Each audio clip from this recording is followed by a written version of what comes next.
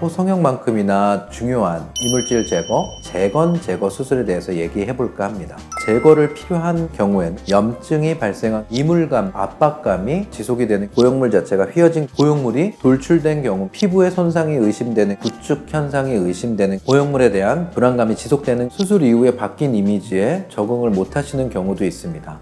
이전 수술이 어떤 방식으로 진행되었는지 알고 계시는 것이 중요합니다. 비중격 사용을 했는지, 귀염골만 사용했을 경우 두꺼운 실리콘, 인공보형물, 인공연골 대체재료, 매드포 같은 것을 사용했을 경우입니다.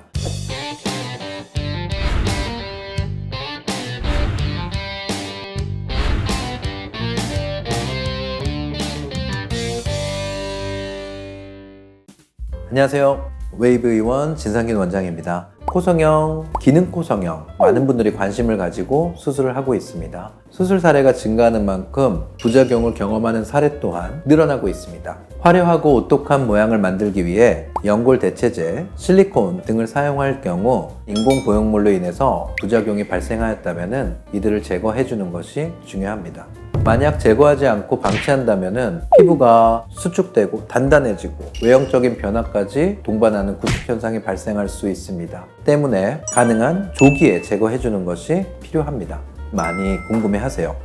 보형물 제거 후에는 수술 전의 모습으로 되돌아갈 수 있을까요? 이는 부작용이나 현재까지의 변형 정도에 따라서 다소 다를 수 있지만 단순 미용적 불만족, 즉 보형물의 휘어짐 등으로 인해서 제거를 한다면 어느 정도 원상복구가 충분히 가능합니다. 두 번째로 또 궁금해하시는 게 실리콘 제거 이후 구축 현상이 발생하지 않을까요? 라고 하는 것입니다. 이전 수술에서 코의 기본 구조물이 유지가 되면서 단순하게 보형물만을 올렸을 경우 제거 이후에도 코의 형태가 변형되는 가능성은 굉장히 낮습니다. 다만 구축 현상, 코가 짧아지거나 찌그러지거나 하는 현상이 시작되었을 경우 실리콘 주변으로는 캡슐이라고 불리우는 피막으로 인해서 변형이 지속이 될 수 있으니까 이는 실리콘 제거와 동시에 피막까지 제거를 해줘야만 구축이 진행될 가능성이 적습니다.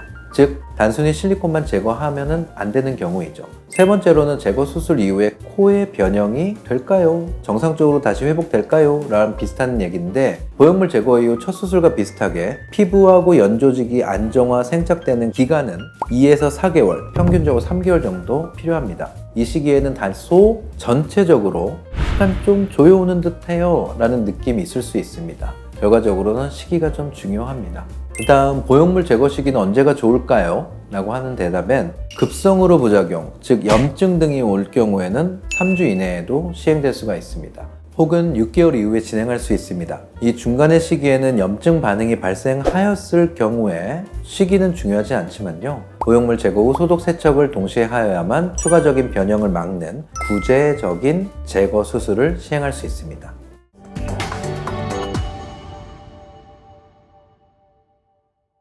코수술, 코성형은 단순히 외형적 개선만을 위한 수술이 되면 안 됩니다. 무엇보다도 우리 호흡의 1차적인 관문 역할을 하는 만큼 해부학적인 구조와 특징을 잘 이해하고 개인이 가진 코, 즉 구조, 연골, 피부 등의 특징과 사용되는 수술의 적합성을 잘 이해하고 사전에 계획되어야 하는데요. 인공보형물의 부작용에 대한 재수술은 풍부한 경험을 가진 수술 집도의가 하는 것이 중요합니다. 반드시 자세히 공부해보고 주의해서 진행해야 된다는 점 명심하셨으면 좋겠습니다. 이번 영상이 도움이 되셨다면 구독과 좋아요, 알림 설정도 부탁드리겠습니다. 감사합니다.